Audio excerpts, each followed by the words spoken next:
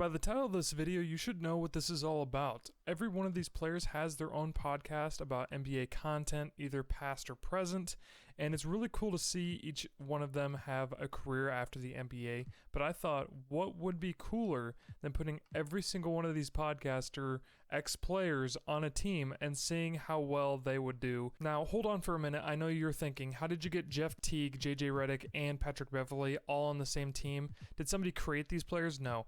We're in the Steph era.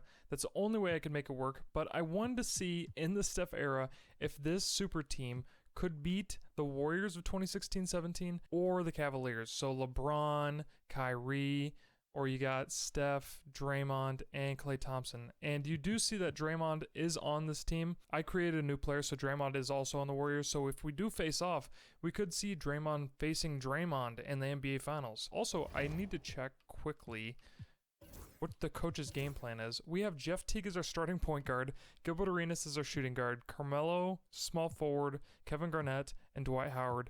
Paul George comes off the bench, Draymond, Kenyon Martin, JJ Redick, and Patrick Beverley. So each one of them gets minutes. P-Bev, I'm sorry you only get 7.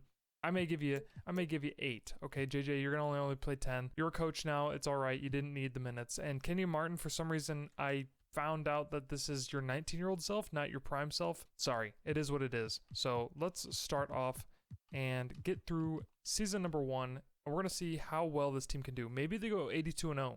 Maybe they're the greatest team of all time. We're 39 games into the season and we have not lost a single game yet. I think the only competition we have right now is Steph, Klay, and the Warriors, or Kyrie and LeBron. This may be the greatest team put together of all time. Jeff Teague, he says he doesn't play hard, but I guarantee if he had this team as his roster, he'd be playing the hardest basketball you've ever seen in his life. Let me know in the comments below. I also put each individual podcast in the description, so make sure you click on those and go check out their channels. Obviously, I'm a smaller channel, so you're going to see them first before me. But if for some reason I blow up, definitely check them out. Check out their content. They're hilarious. Each podcaster is unique in their own way and has their own unique stories, so I definitely check them out if you like NBA content. Guys, we're 65-0. I've never seen a team go 82-0 in my life, and they did it. They have finally done it, and not a single one of them is MVP. That's crazy. Steph averaged 36 points per game, MVP. We are obviously the first seed. We face the Bucks, who have Deladova, Malcolm Brogdon, Chris Middleton, Giannis Antetokounmpo, and Greg Monroe. We have a starting 5 of Jeff Teague, Gilbert Arenas, Carmelo Anthony, Kevin Garnett, and Dwight Howard. I don't think they win a single game, but let's simcast every single game and maybe get some content here because I'd love to see this team play.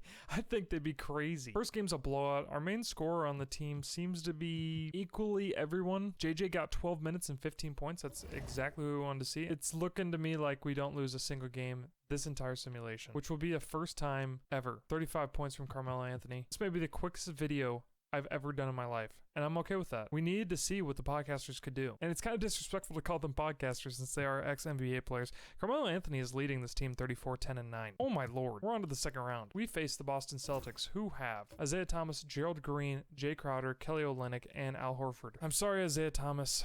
You're the only saving hope on that team, and there is no chance you guys get a game. Game number 1, it's an old-fashioned blowout. Game 2, it looks to be a little bit closer, but not that close. Game 3, we are looking to see if we get somewhere within reaching point. This game was close, a lot closer. It was a 13-point deficit in Game 4. This is probably how Jeff Teague felt against LeBron his entire playoff career. He never won a single game against LeBron. And we are in the conference finals against the Toronto Raptors. And we know who are on the Raptors, right? We know who are on the Raptors. This game's pretty close, actually. We're going to see who is on the Raptors.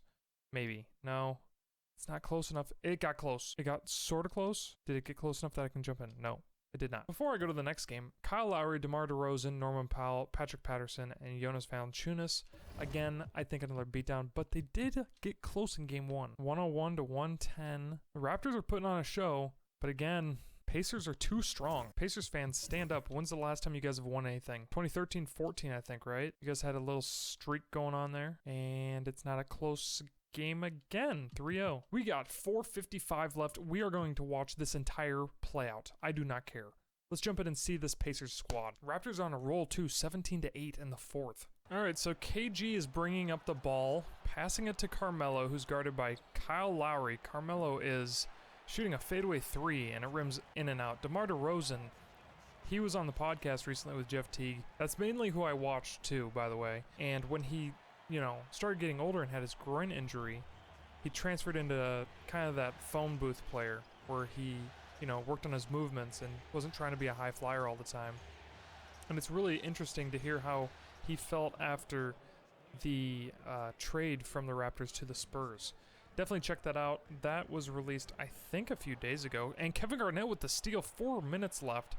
He goes in with the powerhouse jam. Closest game they've had all year long, and they do not want to give up one single game. Almost a steal. Sullinger puts up the shot, but it is off back iron. Shot clock violation. 3:30 left. Gilbert Arenas and Jeff Teague checking into the game. JJ Redick is pissed he's on the bench. Hey, coach, keep coaching over there. If you didn't know. Oh my God, Dwight Howard, the reverse putback. Redick this year is the Lakers head coach. That'll go great, I'm sure. The interesting thing about this team is I never thought they'd really mesh well.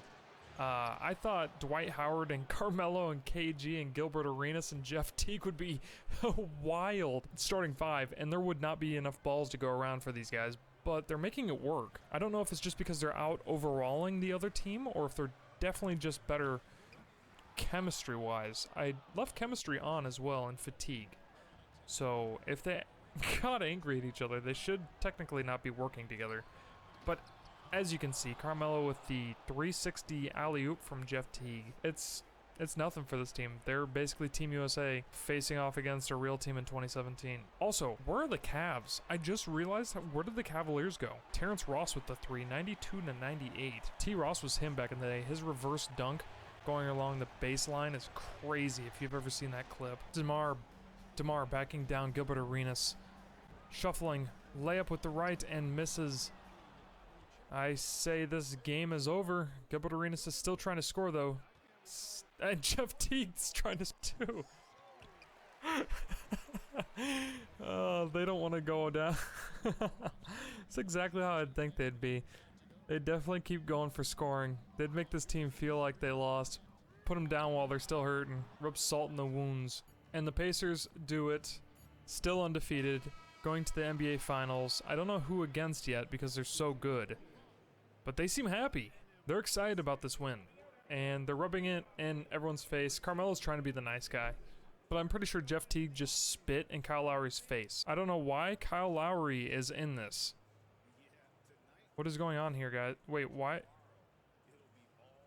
Wait. Is that a bug? Or are the Raptors holding up the finals trophy and having the jerseys? Wait, what? Pacers, NBA Finals, face off against the winner of the Golden State Warriors and the Utah Jazz, and the Utah Jazz are here. Oh my God, how did the Cavaliers and the Warriors both get taken out? But, alright, we're here. Rudy Gobert, Derek Favors, Gordon Hayward, Wesley Matthews, and Dante Exum are in the NBA Finals against the Pacers. In what world does this make any sense that the Warriors get taken out by these Utah Jazz 142-84? I don't think we're going to get even close. Oh my God, it's a close game. 97-92. We're going to jump in with a minute 30. I like how the tip is give less minutes to JJ Redick. Gordon Hayward has the ball, guarded by Kevin Garnett. Takes the open three and misses. We may be watching the ending of something magical. The Indiana Pacers are going to go undefeated through this entire simulation. The podcasters are on top. I don't think anyone can beat this team. Carmelo misses the three. Hayward could bring it back here, though. The one saving grace for this team. Prime Gordon Hayward before he obliterated his leg. 5 seconds left, brings it to the paint, passes out to Joe Ingles. Rudy Gobert shot a three. This is the team that beat the Golden State Warriors. I'm in disbelief. Paul George with the easy slam. 99-92. Jeff Teague and Gilbert Arenas are looking to get in the game. It's looking dreadful out here for the Utah Jazz. Paul George with the easy two on the floater. 17 seconds left. This game is over. Game 3 goes to the Pacers as well, 110-82. 40 points from Gilbert Arenas. He wasn't going down lightly. He wants that Finals MVP. Utah, can you make this interesting and win one single game? It looks like they're going to. Can the Pacers bring this back? Oh my God, we lost the last game. No. No way we lose the last game to the Utah Jazz before going absolutely undefeated. What happened? Wesley Matthews put up 31 and Gordon Hayward had 26. So close to perfection. Yet the podcasters blow it 3-1. Can they win this series? I cannot believe the Utah Jazz are the one team to take a game down on the Indiana Pacers. 115-78, 22 points. We are just going to jump in here and watch the celebration with 11 seconds left. We've done it. NBA champions, first year, going 82-0, winning every single game but one in the playoffs, in the finals, game 4. Absolutely crazy. We are NBA champions. We get to watch the celebration for the first time in 2K25. Who is that crying?